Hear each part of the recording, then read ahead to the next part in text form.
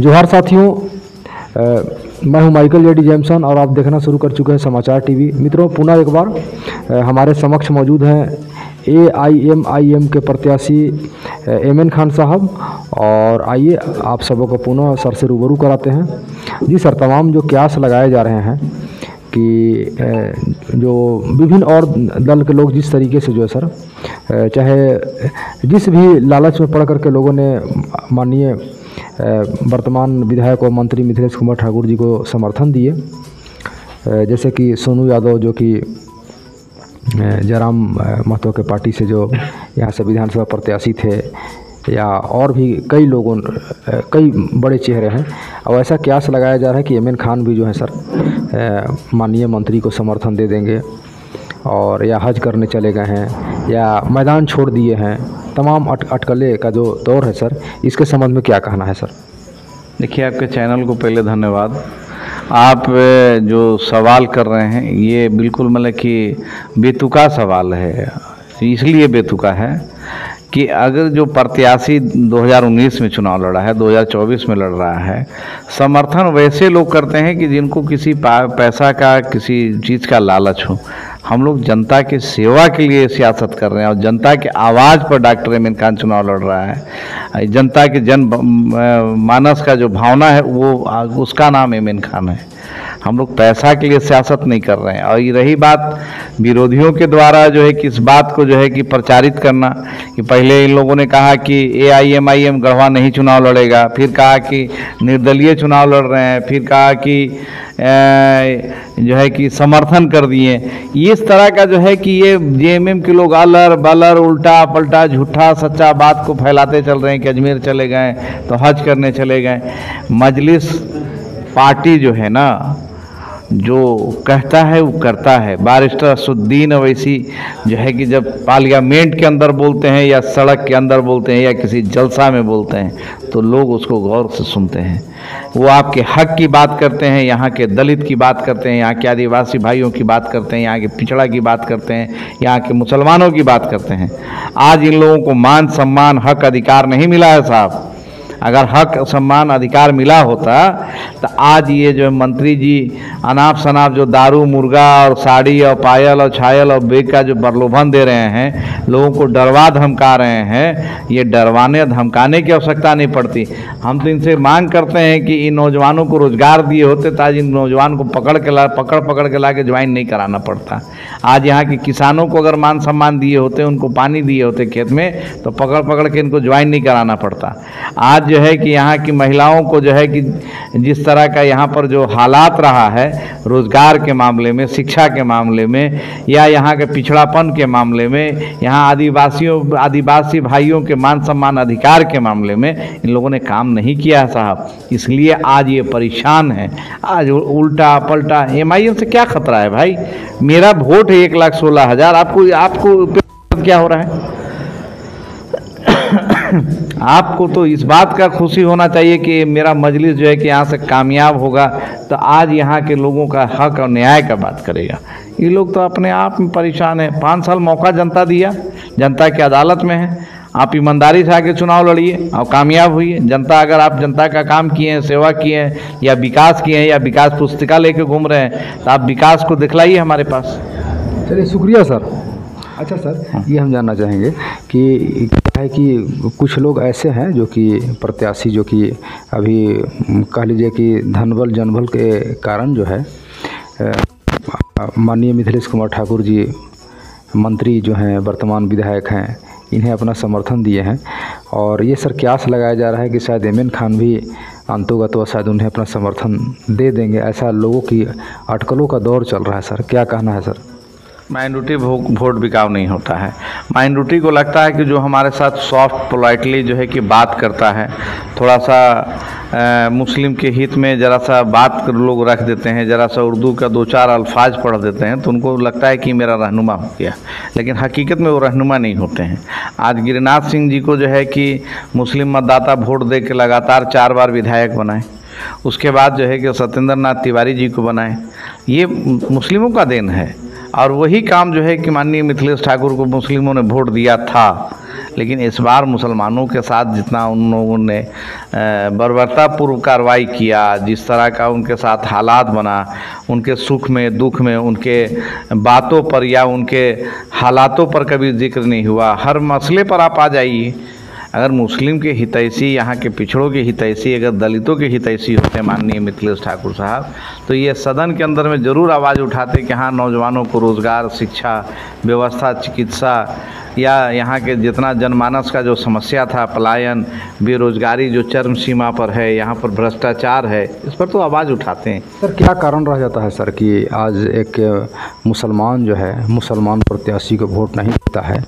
और ये अक्सर जो सर कि ये देखा जाता है, ये गढ़वा विधानसभा की हम बात कर रहे हैं, ये भुवनाथपुर में हम जाएँ तो अंसारी जी को भानु जी के बाद सेकंड पोजीशन मिलता है, हुसैनाबाद में मुसलमान प्रत्याशी को सेकंड पोजीशन मिलता है। तो इस तरह की तमाम चीज़ें जो सर विभिन्न जो अन्य विधानसभा में होता है, सर क्या कमियां रह जाता है कि गढ़वा विधानसभा में इस तरह की चीज़ें अभी तक देखने के लिए कुछ परिणामों के बाद से नहीं मिल पाया है सर? नहीं, ये देखिए क्या है कि जब तक आप पूरे जनता के दिल में नहीं उतरते हैं, आपको वोट क्यों देगा?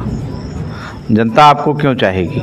मुस्लिम मतदाता लगातार जो है कि अपने रहनुमा के तलाश में है, और 5 साल जो आदमी मेहनत नहीं करेगा उसको वोट क्यों देगा आदमी? आप पूर्व में भी कई प्रत्याशी चुनाव लड़े, तो चुनाव के टाइम आए और फिर चले गए। हम लोग तो चुनाव हारने के बाद भी 5 साल लगातार पूरे गढ़वा रंका विधानसभा क्षेत्र में रहें, यहाँ जनमानस की आवाज़ उठाएं, चाहे दलितों पर हो, पिछड़ों पर हो, आदिवासियों पर हो या माइनॉरिटी पर, कहीं पर भी अगर उनके साथ शोषण, अत्याचार, जुल्म, जाति अत्याचार हुआ तो हम लोगों ने आवाज़ बना, उसकी ताकत बने, उसके ढाल बने। सर 1,16,700 ये गढ़वा विधानसभा में मुस्लिम की आबादी है सर। क्या यमीन खान के अलावा और कोई दूसरा चेहरा क्या हो सकता है था सर? क्या आप इसका समर्थन करते हैं कि माइनॉरिटी से 4, 5, 10, 12 बड़े चेहरे आएँ और वे अपना दमखम के साथ लोगों के सामने आएँ और जो कि एज एमएलए बन करके विधानसभा में उनका आवाज़ गूंजे? क्योंकि पिछले चुनाव में हम देखते हैं कि झारखंड में जो 14 लोकसभा का सीट है, किसी भी एक सीट पर किसी पार्टी ने मतलब कि मुस्लिम कैंडिडेट को प्रत्याशी नहीं बनाया सर। क्या कहना है सर? नहीं, देखिए बात ऐसा है कि हम लोग जो चुनाव लड़ रहे हैं, हम लोग अपना ताकत, अब तो जनता मालिक है, जनता की अदालत में है। हम लोग का जो 13 तारीख को वोट होगा, मतदान होगा, पतंग छाप को लोगों का जो है रायशुमारी है कि पूरे गढ़वा रंका विधानसभा में कि हम लोग इन तीनों विधायकों को देख चुके हैं। और मुस्लिम ही नहीं, हमारे सारे समाज के लोग, चाहे हमारे हिंदू भाई हों, आदिवासी भाई हों, दलित, पिछड़ा, आदिवासी, तमाम तबके के लोग जो है, अगड़ा पिछड़ा, जितना भी जिनका शोषण अत्याचार हुआ, जिनका विकास होना चाहिए, गरीब गरीब होता गया और अमीर अमीर होता गया। और 7,000 से वोट ज़्यादा नहीं आएगा, कोई वैसा चेहरा नहीं है सर, है ना? फाइनली क्या कहना है सर? ऐसा है कि आपको मालूम हुआ होगा कि नॉमिनेशन से पहले जो है कि विरोधी लोगों के द्वारा जो है प्रचारित किया जा रहा था कि AIMIM जो है कि गढ़वा से चुनाव नहीं लड़ेगा।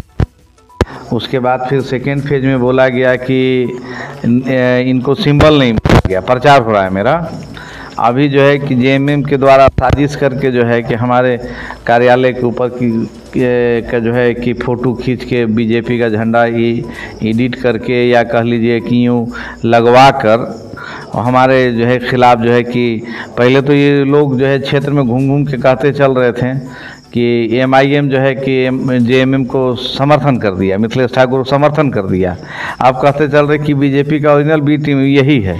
तो ये लोग ज़ुबान का खुदे असर नहीं है, वैल्यू नहीं है कि क्या बोल रहे हैं, अलर बलर, मतलब ये हॉपलेस हो गए हैं। क्योंकि मंत्री मिथिलेश ठाकुर 4 नंबर पर यह है कि इनका गिनती शुरू हो गया है।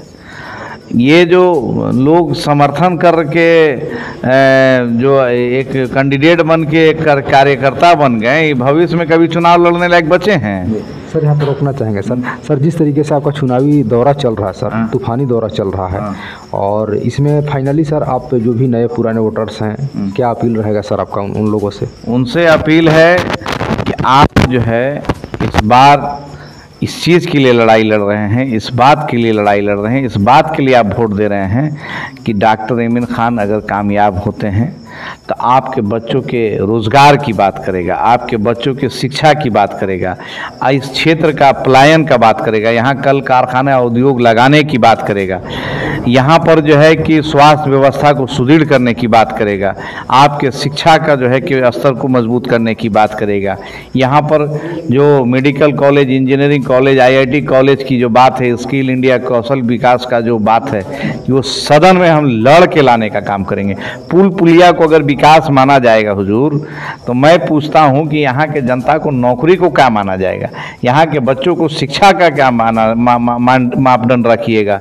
यहाँ पर बेटी बहनों को जो रोजगार दिया जाएगा 50% भागीदारी का जो बात है, तो उसको किस मापदंड में लीजिएगा।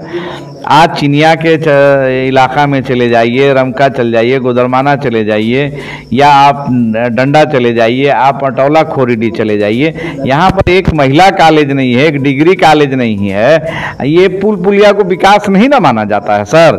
विकास का मापदंड है कि आप जो है कि यहाँ बेरोजगारी कितना कम करते हैं, यहाँ पर भ्रष्टाचार को कितना कम करते हैं, ये सब मापदंड है। मापदंड ये लोग जो नाप रहे हैं कि पुल पुलिया पार्क बना देने से विकास हो जाएगा, तो ये विकास नहीं है। विकास, यहाँ का पलायन, हमने दर्द देखा है नौजवानों का, अपने बीबी बाल बच्चा, अपने परिवार, अपने माँ बाप से दूर होकर प्रदेश में कमाना देखा है।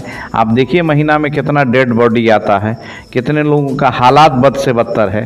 तो इस बात का वोट हम लोग मांग रहे हैं। यहाँ के दलित, पिछड़ा, शोषित, वंचित, अल्पसंख्यक समाज के लोगों का विकास नहीं हुआ है। विकास के लिए डॉक्टर इमरान खान को जो है लोग वोट कर रहे हैं। और मैं अपील करता हूँ कि आपने अगर हमें विधानसभा में भेजा, तो मैं आपके हक की लड़ाई मरते दम तक लड़ूंगा, और आपको न्याय, आपको हक, आपको रोजगार, आपको शिक्षा, आपको स्वास्थ्य, आपका राशन, किरासन, यहाँ के सहिया, सहायिका, पारा शिक्षक, या तमाम तरह के लोगों का जो है जो हक है वो विधानसभा में लड़ के ला के दिलाएंगे। शुक्रिया सर। मित्रों, हम आप सबों को मिला रहे थे इमरान खान साहब, AIM का प्रत्याशी हैं, और निश्चित तौर पर जो भी अपडेट सर के द्वारा आएगा आप सबों को रूबरू कराएंगे। जय हिंद, धन्यवाद।